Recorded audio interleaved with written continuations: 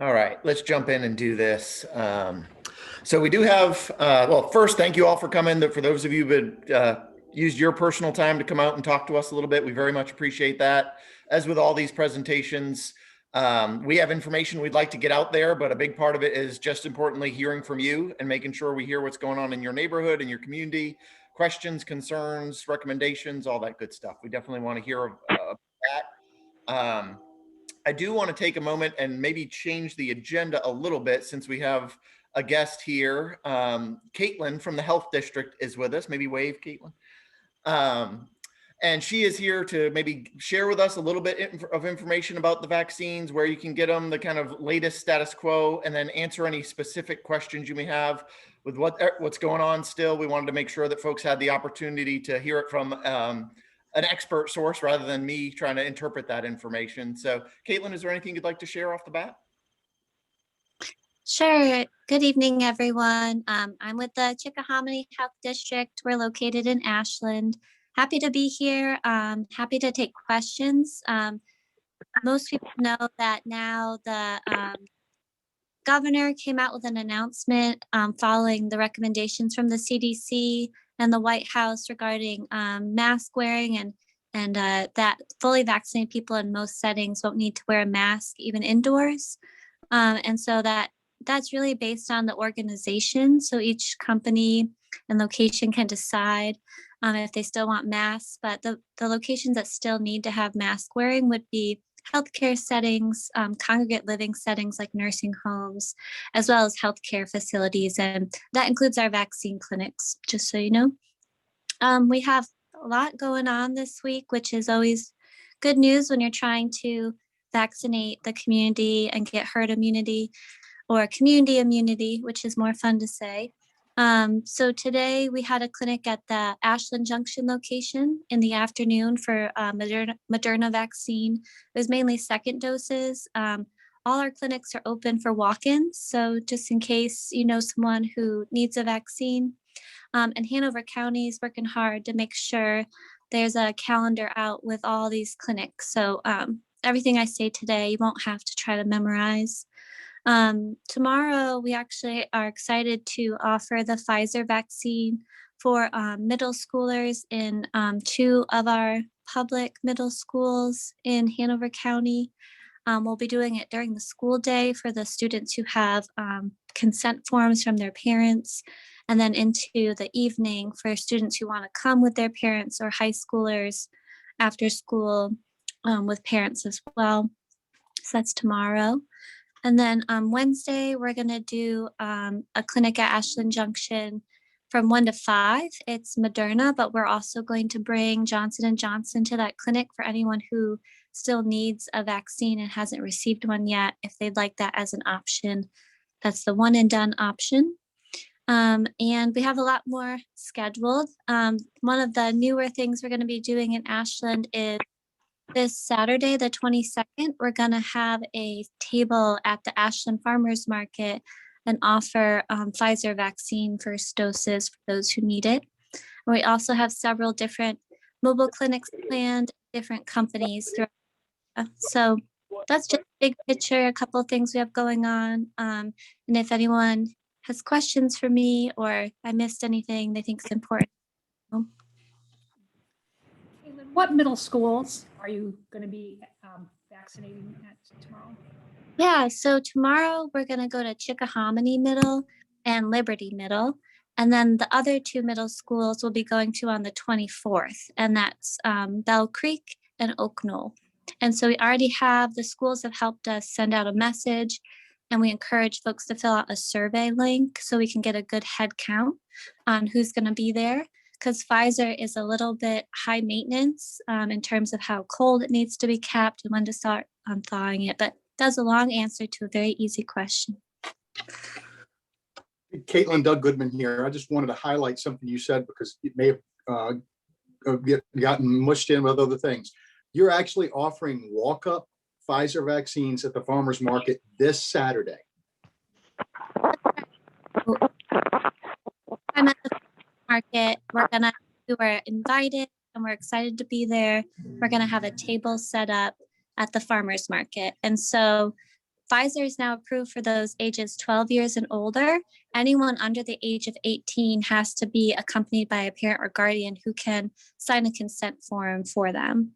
And we'll have a team there, and we're excited to try it out and see how it goes. Awesome. Thank you for the clarification, Caitlin. And Caitlin, for anyone who's maybe not hooked into our government channels and kind of following all that, what's the easiest way for someone, either a senior or someone with a kid? Is it go to your pharmacy? Is it walk into the old Food Lion? What's the easiest way for folks to get a vaccine if they've decided they'd like one? Yeah, so if I was talking to my parents about it, I'd have them call our hotline because it'd be really easy for my parents to do that. And that number is 365-3240. And we have folks manning those phones Monday through Friday, 8:30 to 4:30. And they could tell you what's available, what type of vaccine, what times are open, and what time you can walk in. We also, on our Chickahominy website, we have a survey link you can go to, and you can see what clinics are available, and you can tell us which one you'd like to come to so we can make you an appointment. But really, at all the clinics we hold, unless they're held at a specific site, like at the middle school, and you're not a middle school student, then you can walk into them. So all the ones held at the Ashland Junction, that old Food Lion building, those are walk-up clinics. And so we really encourage people to walk up. We found that for every person who doesn't come, sometimes we have close to that many walk-ups. So it really helps even out our clinic. So it's helpful for us to have a planned walk-in. So we really want to throw confetti when someone walks in because we're just excited that they came. So yeah, and our schedule is changing a little bit at the Food Lion. It hasn't been as busy, so it doesn't have to be an all-day, everyday vaccine option. If for some reason people, it's easier for them to go to a pharmacy or some other place, you can go to vaccines.gov and you can put in a zip code and you can find all the different providers. You can search for certain vaccines if there's a certain one you want. And the other important update while I'm thinking about it is just that that rule or recommendation that was in place that you go back to get your second dose where you got your first dose, that's been waived. So now if it's really inconvenient or it's not possible for whatever reason for you to go back to get your second dose of Pfizer, Moderna, wherever you got your first, you can now get that second dose anywhere where the vaccine is available. So that includes our clinics. So even if you didn't get your first Moderna or first Pfizer with us, you're welcome to come get your second. And so vaccines.gov is great if you just, our clinics aren't convenient for whatever reason. Great, thank you. Does anyone on the call have questions they'd like to ask Caitlin? I just have one. Caitlin, I'm assuming that for the Ashland Junction Clinic, that walk-up is available for anyone. It doesn't have to be a Hanover resident. Is that true? That's true. So we mainly are focusing on our Chickahominy health districts, which includes Hanover, Goochland, New Kent, and Charles City. But if somebody is out in the Ashland area and it's convenient for them, these vaccines are for Virginia, right? So if you're in Virginia, we would love to vaccinate you. Okay, thank you. Any other questions? All right. Well, thank you so much, Caitlin. Appreciate that great information. Thanks for having me. And if anything comes up after I'm off the call, just let me know and I'm happy to follow up. Of course, we'll take notes. All right. So a couple other things we'd like to transition to, and then we'll make sure there's time for you all to share with us what's going on. I think I know what some of it's going to be, so I'm going to try to address it ahead of time. One of the big topics that we put these meetings out there for is to talk about town council elections. And so we can do that fairly quickly and then answer questions. For those of you from town or familiar with the town, we've traditionally held our town council elections in May of even years. So the next one was scheduled for May of 2022. Well, this past year, the State General Assembly basically changed the law and said all municipal elections have to happen in November. So town council had a decision to make whether to move that to November 2021, move it up 6 months and shorten everyone's terms, or move it back 6 months and extend everyone's terms. And they made the decision to move it forward and move it to November 2021. So that means we have an election coming up this year. Or it would be 5 months, 6 months from now. And the most important part of all of this is if you are interested in running for town council, that's one of the reasons we're here, is try to get the word out. There's a deadline coming up, and it's really important that you get all your paperwork done and your signatures into the Hanover registrar by June 8th well, less than a few weeks away from now. All of our council members and even past council members have offered to anyone who wants advice, wants recommendations, wants to understand the time commitment, anything like that. Our council will help you figure all that out. One of the things that I have the luxury of being able to promote about town council elections is they're nonpartisan. We don't do R's or D's or I's or L's or G's or any of that stuff.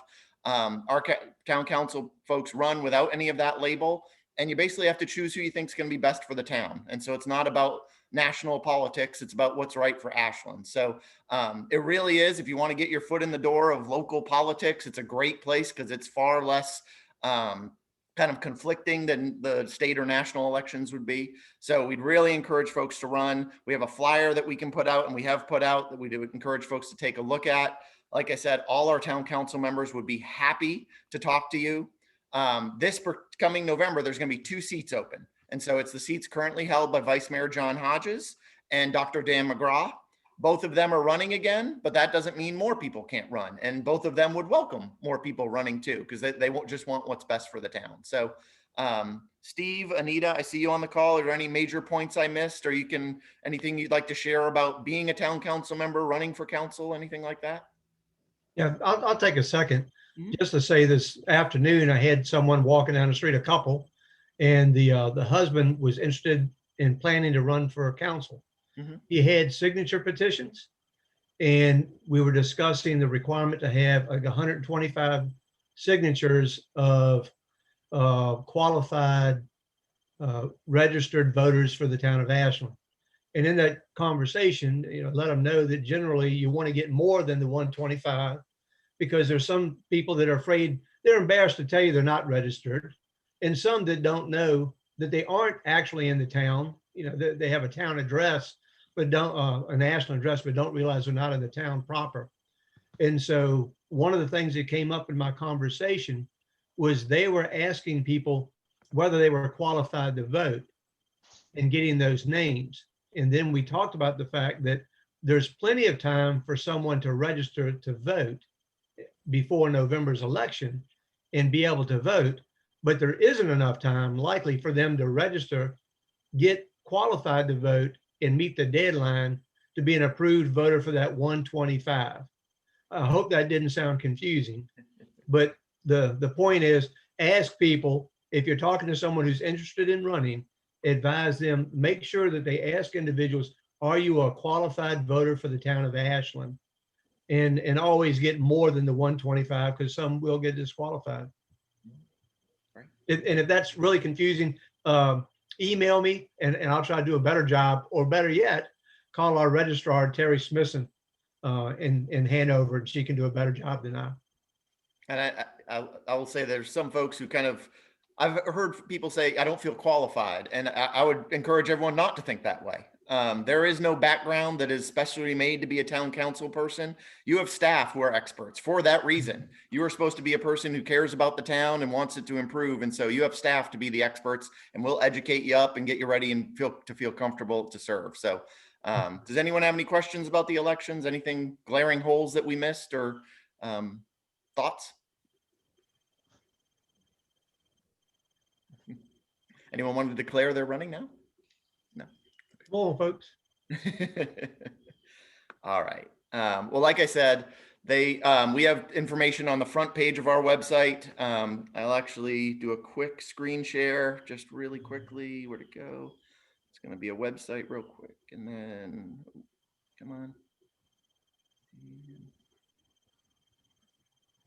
So this is the sheet that we have on the front page of our website. You can click through to it. Answers, it's basically an FAQ, easy ways to run for council, the basic requirements, and then important phone numbers. So we tried to make it as easy as we possibly could to get that information out there. So like I said, right on the front page of the website, ashlandva.gov.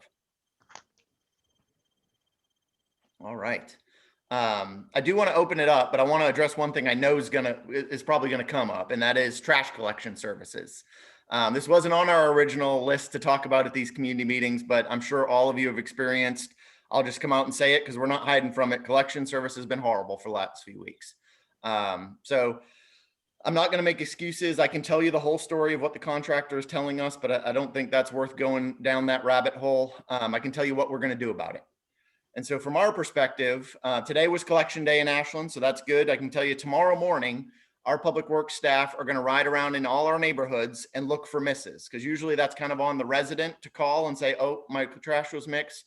But we know that they're doing such a poor job. I've got my staff out there and they're going to do that tomorrow morning.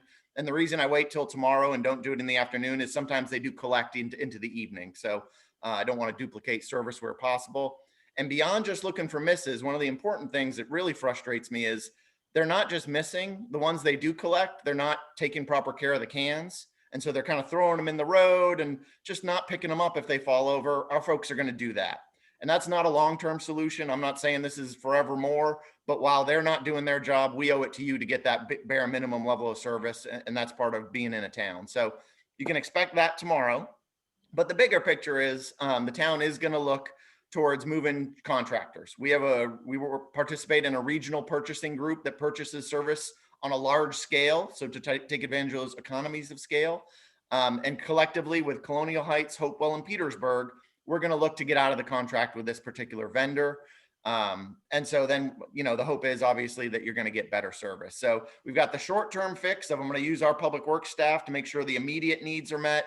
And then that change in service will take a little bit longer, but that's the long-term solution. So if you do have misses and you're willing, please still call them in. But like I said, our staff are going to follow around and try to catch those misses for you today or tomorrow morning. Anyone want to share particular trash issues? I only really identified two, but if there's other things out there, I want to make sure we address those as well. And for those of you not showing yourselves, that's perfectly okay. But just remember, you have to unmute if you do want to say something. All right. All right. Well, I'm going to keep running down the list then. So we talked about COVID-19, the elections, two other things I do want to share, and I'm going to bring them up on the screen and we'll share the links in the chat for those who are available to get them. Can I interrupt you for a second? Yes, I sent you a little note. Is it Yep. possible that those of us who aren't here, I know who most of you all are, but some of our folks are new and do not know who some of the officials are that are on here? Sure. Can you Yep. just real quickly, just maybe they can introduce themselves and just say what your role is in the town? You are 100% correct. That's the part I always forget. I'm Josh Farah. I'm the town manager. I'm not going to say who to go next because I know on different people's screens it's in different order. But if you are with the town, please pop on and just say who you are. Yeah. Good I'll afternoon, raise my hand everyone. and say, Steve Trevette, honored to be the mayor of this wonderful town. Hi, I'm Wanda Cornwell. I am the assistant to the town manager, and I'm just on here being nosy like all of y'all. Matt. And I'm Anita Barnhart, and I'm one of the town council members. Hello, everyone. I'm Mike Jennings, the Director of Public Works. I'm Doug Goodman. I'm your police chief, and on the call with us tonight is Captain James Shellhorse. They're sitting on his back porch with us. And Major Troy Ehrenholt is driving back from a necessary family trip. So he is on the phone, but driving. So we'd rather him just drive instead of try to look at the camera while he's driving. So we appreciate Troy jumping on the call tonight. And then that guy in the middle of my screen that looks like his computer is frozen in the white polo is Mr. Matt Rennell. He is our assistant town manager. And I think that's it. Is that great? All right. Any other questions? Anything else I need to address before jumping into a couple other pieces of bits of information? All right, I'm seeing screens go dark. Okay. Let's do this. All right. So a few other things, and I'm going to ask for your help. We are doing a few surveys right now, and the one that's on your screen right now is called our South Railroad Avenue Closure Survey. And so you've all seen that is temporarily closed right now in front of the Iron Horse and Origin and the Caboose and Tiny Tim's. And town council is asking us to put some information together. So they can decide whether to make that a permanent fix or a temporary fix. And so we put a survey out there. It is also available on our website. We will share it into the chat. So if you wanted to click in it straight in this meeting, and so you don't have to remember an address or anything, we'll make that as easy as we can on you. It's super simple, takes about a minute at most. And genuinely, it's just trying to get your feedback on, do you like it closed or do you want it back open? And then if you were to close it, share with us some other information. So super simple. We're just looking to get feedback. And council will be considering whether to do that as trying to take an action June 1st. So it is imminent and coming up upon us. So we'd love to have your input as well as anyone else you know. We're happy to share that information with anyone you think might be interested. Does anyone have any initial feedback on the closure? I mean, are there strong feelings one way or another for anyone on the call? Does the town have that authority to close that road, or do they have to take a next extra step in order to do that? It's a pretty simple vote of town council. We've obviously gone and gotten direct input from those businesses along there because they're the most affected by it. And then we're getting kind of the big public input through the survey, but they have the ability to do it. We've talked to the fire marshal, and so that we're making sure that there's still safety access there. We know how to deal with CSX and how to keep it away from the railroad track. So the authority's there. Now it's about the desire. And from a public safety perspective, we have had 0 vehicles drive onto the tracks since we closed the road, 9 months ago, because there is no left turn anymore. So people that were following ways to make a left turn on southbound Railroad Avenue, when they hear turn left now, they were just turning down the middle of the railroad tracks. We've had 0 accidents. So, that's my plug for it, is from a public safety perspective. My shameless police chief plug. The reason why I asked that question, because if we can close that road, what other roads can the town council just vote on to close? They I have see the your authority. I see your smiles. I have to ask that. I know what one you're talking about, and there's no plans to close Henry Street. Yeah, but I know. But if town council can vote to close that road, I'm looking at maybe 5, 10, 15 years down the road. Can they just easily do the same thing for Henry? From a mechanical perspective and simply can you do it? Yes. Would there be repercussions? 1,000%. And I would imagine there might be new council members after something like that as well. So, Oh, yeah. yeah. So we don't take these things lightly. The South Center one's kind of fun to talk about because it's downtown, but obviously elsewhere, it's about people's quality of life and access to transportation and all that stuff. All right. So one other survey that I want to do our planning director, Nora Amos, justice and share one other survey that's really important. And we'll share this in the link as well is, oh, come on, move away screen.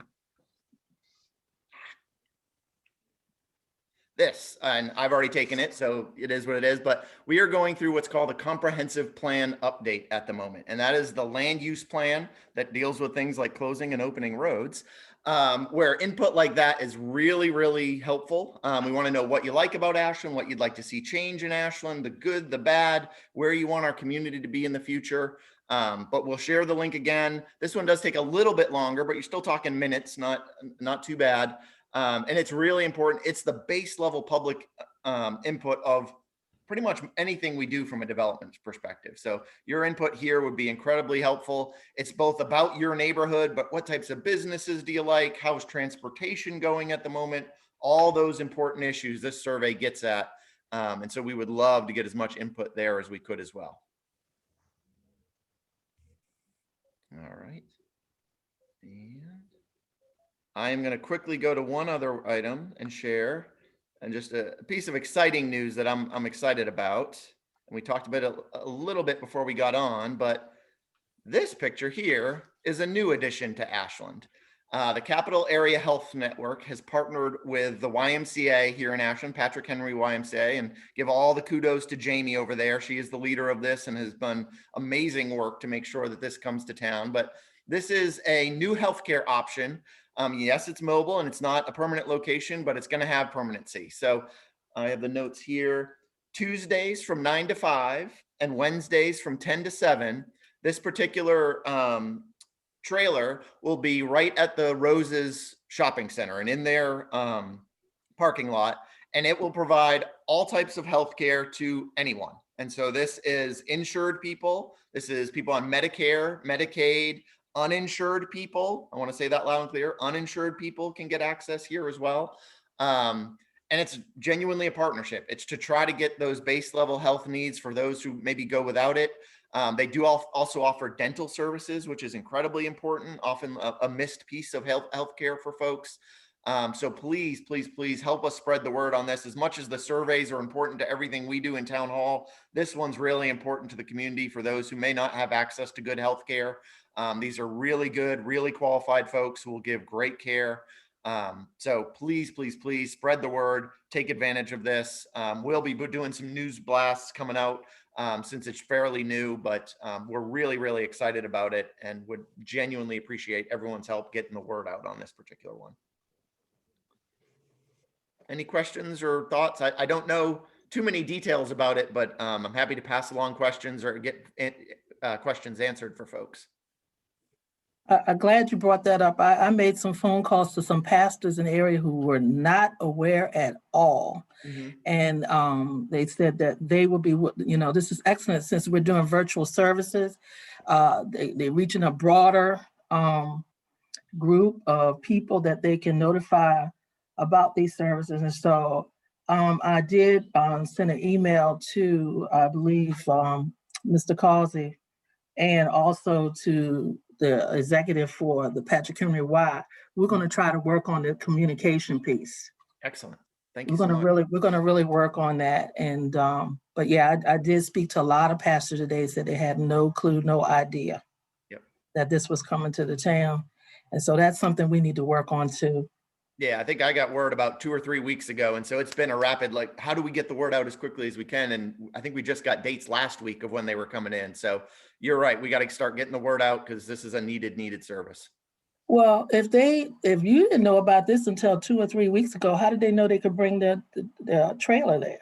Well, they've been searching for sites. And so we'd given them, okay, it could go here, it could go there, it could go there, but we had no dates. They didn't tell us it was so close, which I'm excited about, but oh yeah. Oh, hey, it's open now.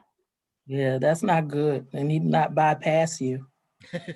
Well, they've been good communicators. They're just in a rush, I think. I don't want to give them any negative press here because they have done amazing work. Well, they won't get that. And a lot of the pastors are familiar with it, but like I said, 2-3 weeks, that's not good notice for you like that. We'll make it better though. Like you said, communication, these community meetings, this service, all that. We've got to start getting the word out a lot more.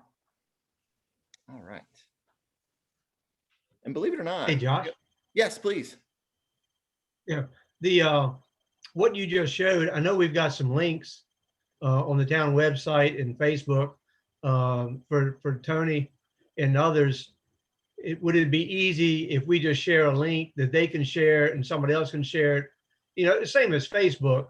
But anyway, that's one way to get the word out without having to do it necessarily word of mouth, where people can look at a site, they can pull up information and explore background information on the Capital Area Health Network and everything else. But yeah, we appreciate everybody spreading the word. And if I didn't know about it until Friday when the van was open, that doesn't bother me too much because I'm so happy to have it.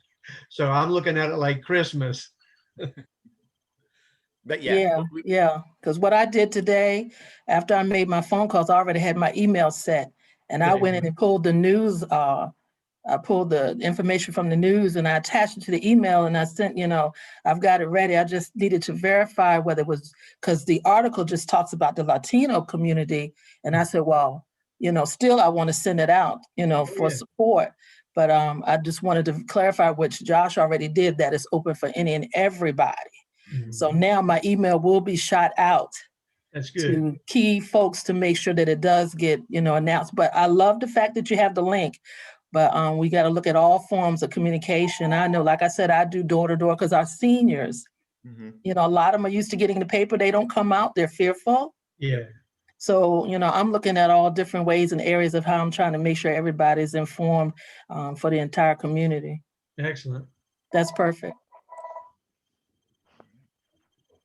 Well, the only other one that was on my list, and I want to hear from the community, is Carter Park Pool. It's going to be open. Please participate. We'd love to have everyone there. For anyone who has financial difficulties, there's scholarships. We don't want finances to be any reason anyone can't enjoy the pool. So it does open Memorial Day weekend. And, you know, we have the COVID protocols ready, but, you know, where the governor's going, we'll see if we need them for the rest of the summer, but we'll make sure we do it in a safe way no matter what. So please go enjoy that.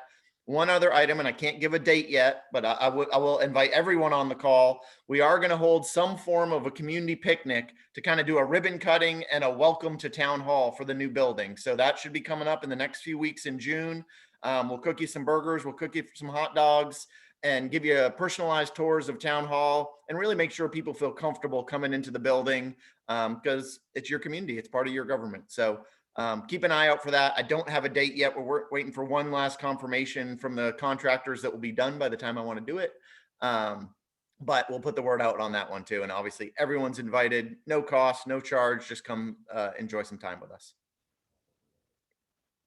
All right. Well, I've talked too much.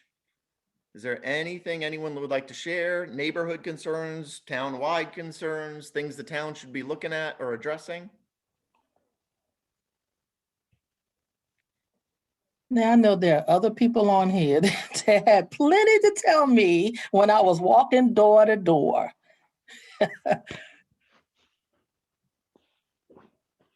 Because this is an opportunity to bring up some things that some folks have some concerns about, you know.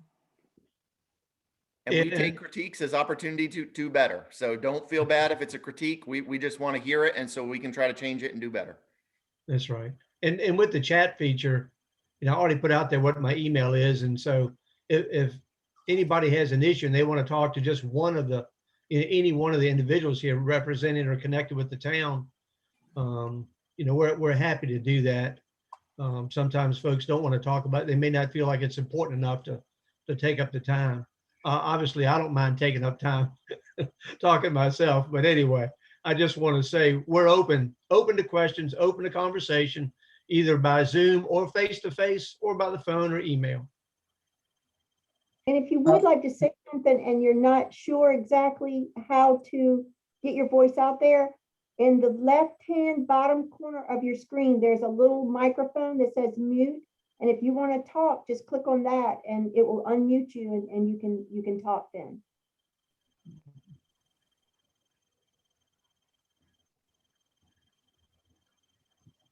Well, I'm going to go ahead because, you know, I always have a list. So I wanted to talk to the chief. And Chief, you know, we got a lot of rental property out here. You and I have talked about that. We talked about some concerns. And of course, there have been, like I said, when I went door to door, there have been some complaints. And I shared what our chief has done in the past. And Chief, if you will talk about that again, you know, we have a lot of Randolph-Macon students live in the community. And so how we can manage that. And I want to thank the town because in the past, y'all have done a great job helping us to manage some of the properties. And it's gotten way better than what it used to be in the past years. But Chief, if you could talk about what you do. Sure. Yeah, absolutely, Tony. Thank you very much for introducing that topic. So I'll give you, for instance, a real life story of what happened today. We just noticed some calls to service, some repeated calls to service. One was at a residence that Tony, you and I talked about, Reverend Burris and I talked about the other day. We won't mention the actual residence number because that's not fair. But she and I know what house we're talking about. And we went to another home that we had repeated calls to service and noise complaints this weekend. Captain Shellhorse joined Dean Asdell, the Dean of Students, and they went door to door this afternoon themselves and talked with the students and found actually the students were quite respectful, quite receptive to the messages that they were sending. And essentially what I think we need to do a better job at, and it's not necessarily, it's a step that we need to take as a town and a college. And I think because of COVID, we weren't able to do it this year. But what I'm hoping to do next fall is to get all the off-campus kids in one room with the dean of students, with members of my staff. And let's just talk about how to be good neighbors, how to cut your grass, how to keep the red Solo cups from you blowing around your yard, how to pull your trash can in, how to park, how that a loud conversation on your back porch at 3 o'clock in the morning may not seem like loud noise to them, but it would wake me up. So I think that's something we developed a brochure a few years ago at Grant Asdell, the dean and students and I, for campus housing, of kind of like the kind of a David Letterman's top 10 list of how do you behave off campus. And I think that's something we probably need to regurgitate. Captain Shellhorse, did you want to add anything to kind of a flavor of your visits today? Sure, they really were receptive. The 4 or 5 young men that we spoke to, they respected the fact that they did live in a neighborhood, in a community, and not the dorm, and that they do want to be good neighbors. They said, we respect our neighbors here and we want to be good neighbors, and we understand, we'll square away. I think recently they were blowing off some steam being at the end of the school year. And I told them, they understand every now and then you're going to have some folks over and you're going to have a little celebration, but on top of other issues, not getting your grass cut, having a couch in the backyard, some of these other things, it really builds up, and people are going to have enough after, they're not going to put up with so much. So you really need to be good neighbors, be respectful, and they took it very well. So usually that first step of our a representative from our office, in this case, it was Captain Shellhorse, and the dean of students, making that personal 2 o'clock in the afternoon on Monday visit, knock on the door. Oh my gosh, there's a dean of students on our front porch with the police chief, or in this case, police captain. That usually gets some attention real quick and usually changes behavior. We've been able to be successful. That was several neighborhood complaints over the years, but to the point that the Reverend Burris and I discussed earlier, I can't fix it if I don't know about it. So whether it's a regular call for service, or whether someone wants to call me in my office, or call Captain Shellhorse or Major Aaron Holt on the phone, and just let them know, hey, look, these kids are out of control. Can you go talk to them? We don't want to get them in trouble, because what we find is most residents really don't want to call the police and get the kids in trouble. They just want their behavior to improve. And that's all we want to do too. The other thing that we do, and this is kind of more of a big gun kind of approach, is I've got pretty decent, very good relationships with several of the local landlords. And we all know that there's some folks in town that have several homes that they rent to college kids. Fortunately, I've got the bat phone number to be able to call that person on their cell phone and let them know, hey, your tenants are need to be brought back in line. The challenge I have is when it's managed by like a larger company or out of state. And that's a little harder for me to crack that nut. So I appreciate having local relationships with landlords that are responsive to us. And usually, again, that's kind of the second strike. And then the third strike is when we start making arrests and writing summonses. That's not something I don't think any of us want to do. We just want the kids just need to learn how to live in peace and be good neighbors. And so I think we've got a pretty good track record once it's brought to my attention, especially if or we see at the end of every shift. I'll give everybody an example. The shift sergeant will send an email to the entire command staff of kind of notable events of the 12-hour shift. And, if I see the same address pop up on emails a couple days in a row, that's going to cue me into there's a problem here. My officers are going to the same house 2 and 3 times in one weekend. We need to go have a chat with those folks and let them know. In 13 years here, I've only had one visit where the door was literally slammed in my face. And I said, okay, fine. If that's how we want to play the game, I have tools for that. And so we used the next proper tool in the tool belt, which was enforcement instead of just education.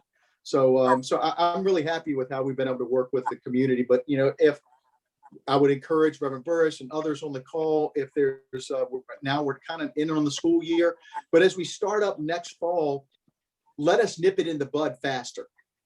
If we're starting to see some kids that are kind of wound up and they're not respecting their neighbors, let's jump on that faster, because this might be the first time they've ever lived away from mama and daddy, ever lived out the dorm. They don't have an RA that are kind of walking down the hall. They're off on their own. They need to be taught these things. And I think sometimes we as adults take for granted that they know how to be neighbors.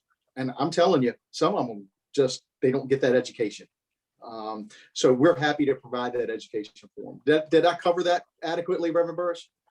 Yes, you did. Yes. And I tell you what, I know there are quite a few of us would help you with that list to cover some things, and particularly controlling their visitors.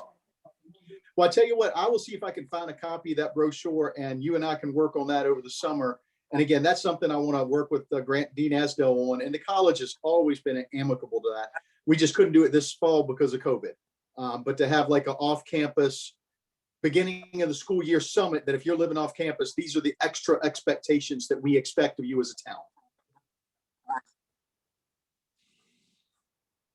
Anybody else? Because I know pretty much where I live at, we have a good relationship with the landlord, like you do. I'm able to call and talk to them. But like I said, as I did my walkthroughs, you're right. Some folks did not want to call. And I said, well, it can't be handled if you don't call. Well, and while I got this, if you don't mind, I'm going to use my bully pulpit here. We've got this fantastic tool in Hanover County, and it's text to 911.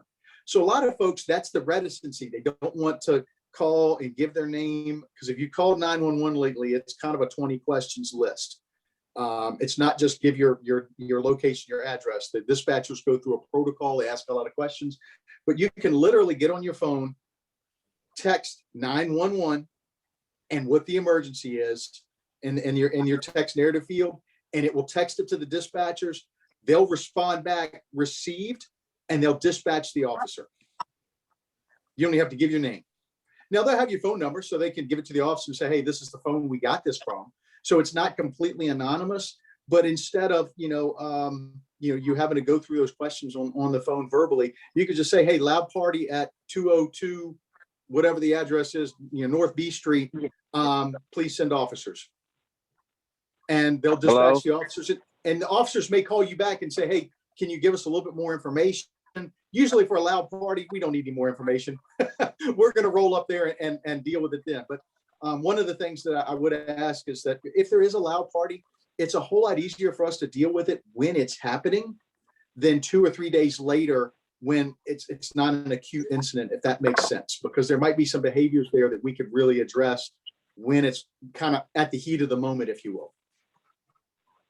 But that text to 911 application is great. I'm sorry, I interrupted you.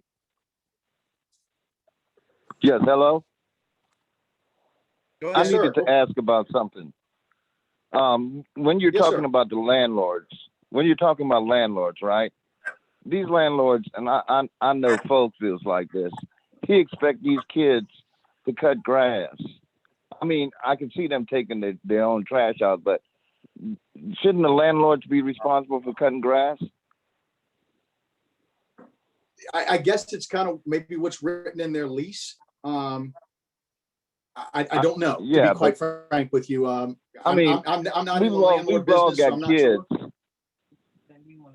We've all got kids like, late teens, early 20s and stuff. You know how hard it is to get them to do anything? And us telling them every day. Well, I will tell and you, they sir, ain't not going to do it. And can I ask who I'm talking to? Do you mind sharing your name? Yeah, my name is Mark Tanchum. I live at 703 North Center Street. I'm right next door to the problem house at 701 North Center. This house where it's on the corner of Center and A.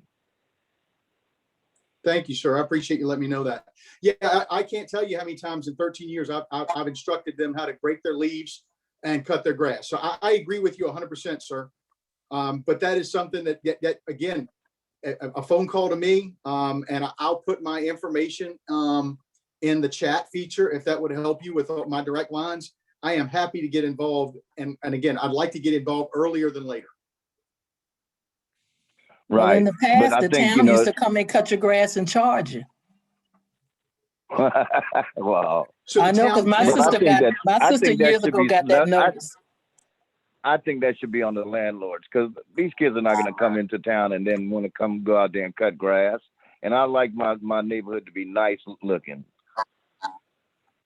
I could not agree with you more, sir. And that we do have a high weeds ordinance in town where if you let your grass go over a certain height, and forgive me, that's not my specialty. I don't know the inches, but you can be reported to the town. The town's going to then reach out to the landowner, not the renter. The landowner, that's the protocol that Dennis Raban, our assisting zoning administrator, and he's going to send the landowner a letter or whatever the process he proceeds with. So, hey, you got X days to get your grass cut, or we'll cut it for you, but we're going to send you a bill for it. Right. See, Something this is that what I, So, this you is what know, I did with Mr. you made Folks. one good point. This is what You I made did with one good Mr. point. Folks. People don't want to call the cops on these kids. I mean, I definitely don't want to call the cops on the kids. You know, we understand that they're in town and they want to have fun and stuff like that, but sometimes 3 o'clock playing music loud is just not good. Well, and that's why I'm going to put my information in the chat feature, because what happens, I think, when law enforcement gets called kind of in the heat of the moment, sometimes I can see where people are reticent that because they don't want the kids to get in trouble. You reach out to me again 2 or 3 days later, it might be harder for me to deal with, but I can deal with it when it's not the heat of the moment. We're not trying to play a gotcha game with, hey, open the door with a beer can in your hand so we can charge you with underage drinking. I just want to address the behavior and see if we can address the negative consequences for the neighborhood so we can clean up the neighborhood. Because as far as I'm concerned, everybody should be able to live in peace. And that's bottom line. And I want to be able to help get to that. And in my mind, I kind of grew up that honey works a whole lot better than vinegar sometimes. And that, you know, I can put the carrot in the end of the stick. And if you don't want to eat the carrot, then, you know, we'll deal with that other ramification later. Right. Am I explaining myself well enough, sir? Definitely. Go ahead. Right, I'm going to put my phone number up. Go ahead. Hello? Go ahead. Yeah, this is Thelma Pancham, and I live at 703 North Center Street. And my concern is the traffic that comes through here. It's no speed limit sign anywhere. And we have kids and grandkids that be playing in the street sometime. It's not a sign that says kids live here, none of that. And even buses from Randolph-Macon have came through here and tried to get down through that turn and go out by the school. Oh, my goodness. Yeah. Well, we can definitely work on a speed limit sign and maybe a children playing sign or something to that effect. I see Mike Jennings nodding his head now, our Director of Public Works. So I think he's already on top of that as well. And I made that note. And the buses should not be coming down that narrow end. I know. I'll have to look at what signage is there. They should not be trying to traverse that at all. Well, it's a sign that says no outlet or something like that, but people still come this way from the railroad track. I don't know if they don't want to go the other way, but when they come through here, they don't respect the speed limit or anything. They be zooming through here. Well, I tell you what we can do. And can you tell me your name again one more time, ma'am? I missed it. Thelma Pancham, Pancham. Thank you, ma'am. I appreciate you telling me that. What we'll do is in the next couple of days, I've got to figure out where it's detailed, but we have a digital speed sign that's like a transportable radar. We can actually put up on a signpost and it will remind folks to slow down, but it will also capture the data for us so we can see how many cars are going down the street and what's their speed as they're going, so we can kind of see what data we're looking at there. But the biggest thing is it helps slow people down, remind them what their speed is. We'll get that up by the middle of next week, I promise. Oh, okay, thank you. Absolutely, ma'am. And I'll just add, Chief Goodman did a great job talking about the public safety issues, but you did bring up grass. And honestly, the approach we try to take is very similar. So just because you complain about grass doesn't mean we're automatically going to go mow it and charge them at first step. We want to try to do it the small town way. And so we will approach people. Dennis, who you've heard brought up on this call, will call the landlord, say, hey, can you get this fixed for me? We don't want to do notices of violation. Just, we want compliance.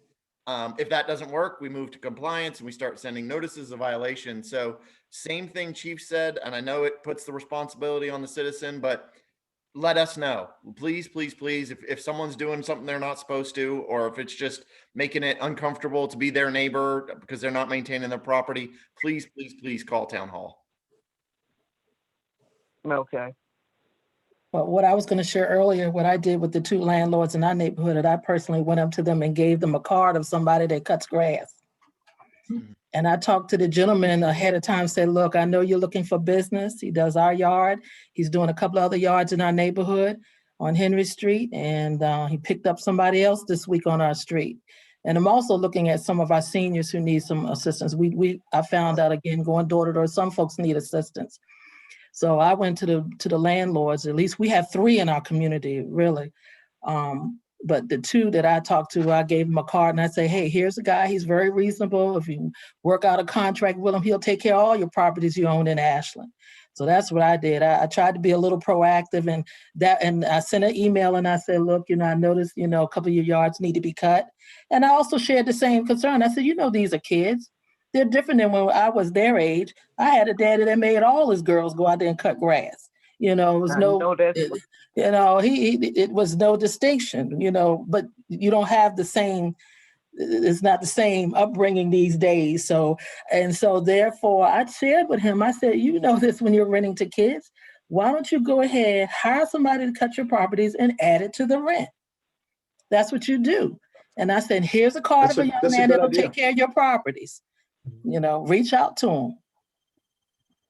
Hey, Reverend Burris, would it be of value, because usually there's at least 2 service days that Macon does a year, to kind of compile a list of what maybe some of our older residents might need, some elbow grease, some painting done or something like that, that when we have some of these Randolph-Macon student groups that are looking for service projects, we have some shovel-ready projects ready to go, because that's what I see really is the big disconnect, is we got a bunch of kids that just think they live in off-campus housing that are not part of the neighborhood.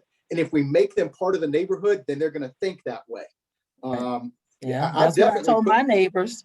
That's what we reminded them of. I say, hey, you've got retirees, you've got kids. I said, you're right across from an elementary school. And I said, look, you are part of the community. When you get your own home, if you start now, it'll already be ingrained in you when you get your home, and you're going to see how we feel when you get your own. I said, and then I let them know, I told our neighbors one day, I said, look, we saw somebody crawl through your bathroom window. And they were like, huh? I said, that's what we do. We have a strong neighborhood watch. We watch out for everybody. Something happens to your property, we're going to let you know, just like we expect you to let us know. And we have those conversations. And then, so now you don't even know they live next door. So. Well, I put my phone number and my email in the chat. So anybody on the call that if you got an issue, again, this is all about education to me, because I agree with the gentleman who was speaking a minute ago. I've got a 20-year-old son, and he's a good kid. He's a hard worker, but yeah, you kind of got to lead him to water on a lot of times as far as what they need to be doing. And to a certain degree, I kind of see that as an extension of my police chief role, was just, that's part of their education. That's part of their college education. I've had more than a few college students raking the elderly neighbor's yard during this fall as a way to make nice. We'll just leave it at that.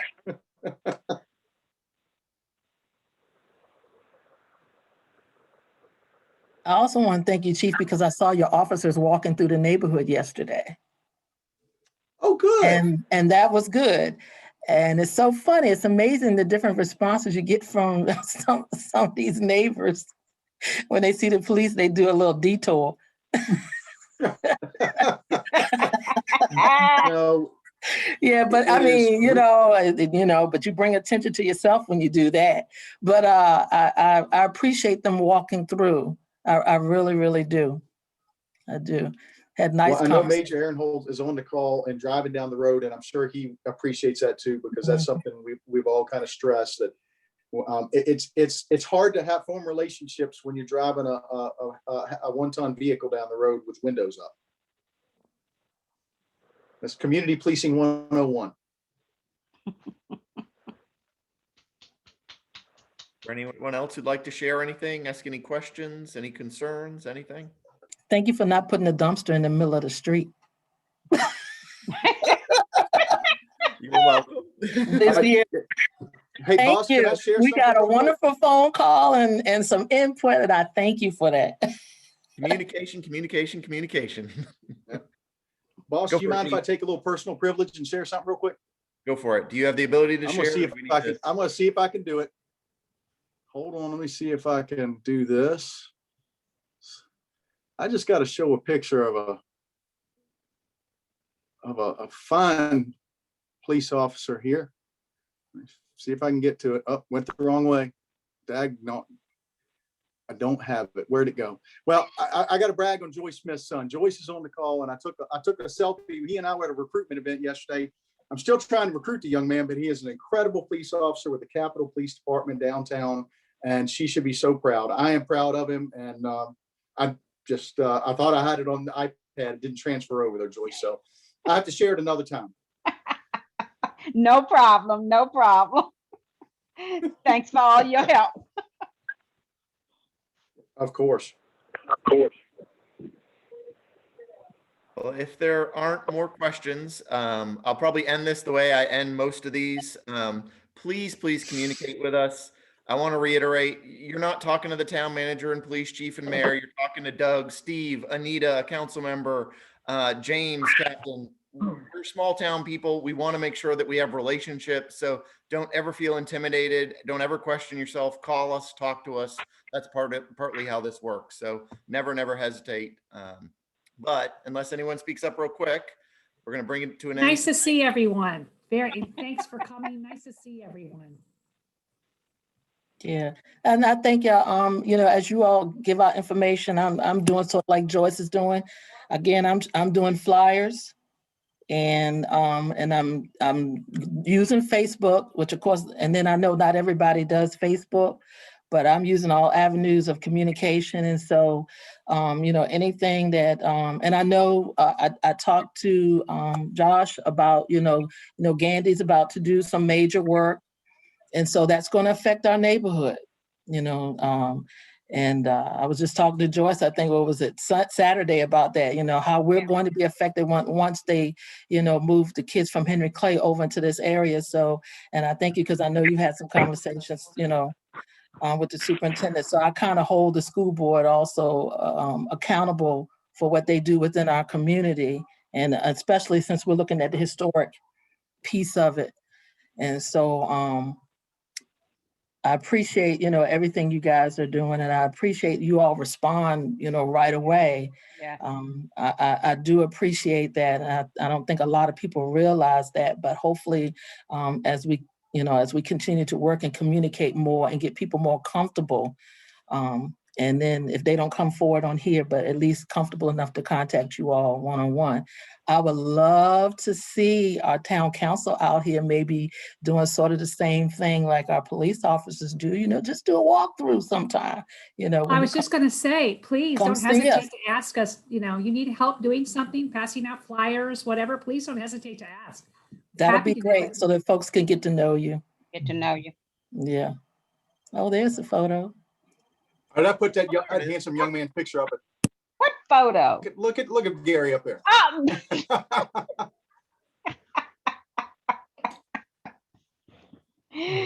Yes. So I had to have a little fun. He's a Berkeley Town. He was a Berkeley Town resident.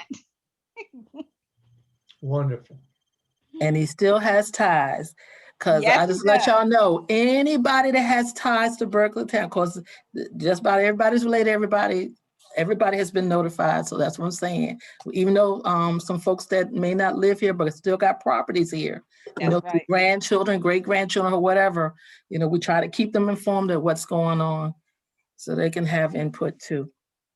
Yeah, thanks for being such a great conduit for information. That makes things a whole lot better. Really appreciate it. And it cuts down on a lot of miscommunication. Yeah. A There's lot. enough of that in this world. Yes. And that was something, Chief, that I had to discuss also when we were out with the Capital Area Health Network, they were constantly talking about the city. I said, we're not the city. Mhm. We're not the city. And they were talking about the police. And I said, you can't talk about our police like that. That's not how we operate here. That may be so in other areas. I said, but we have a police department that's part of the community and we're all family. And so, sometimes when you have these partnerships, they don't understand relationships. And I told them it's very important that you understand where you're coming to work and what you're getting ready to do and think before you speak. There you go. Tony, and I want to thank you personally for bringing that information to me. One of the things that I have done with the Capital Area Network stuff is we have a church newsletter, and I have put all of that information into our church newsletter that will go out on Sunday. It's on the web at jbcministries.org. So I know that information will at least get out to some of the people. Yeah, I visited your church site today. It's not out there yet. The new one comes out this week. Okay. And I don't want to take a lot of time, but I am I grew up in Ashland. I grew up on Berkeley Street, Berkeley Town, 109 Berkeley Street. Family still owns the property. And Uncle Buzzy, you guys, some of you all, I think, were at the funeral. And so I have family ties, strong family ties, still in Ashland. I'm a Hanover resident. So I really care about the Ashland community. And I go to church with Joyce, and Tony and I grew up together, sort of. I babysat her. But Tony, thank you for keeping me informed and bringing me sort of into this fold so I can see what's happening in Ashland. So thank you so much for all the information that you all have shared. You're welcome. Thank you for joining us. All right, folks. It was so good to see everyone. Communicate, keep calling us, keep talking.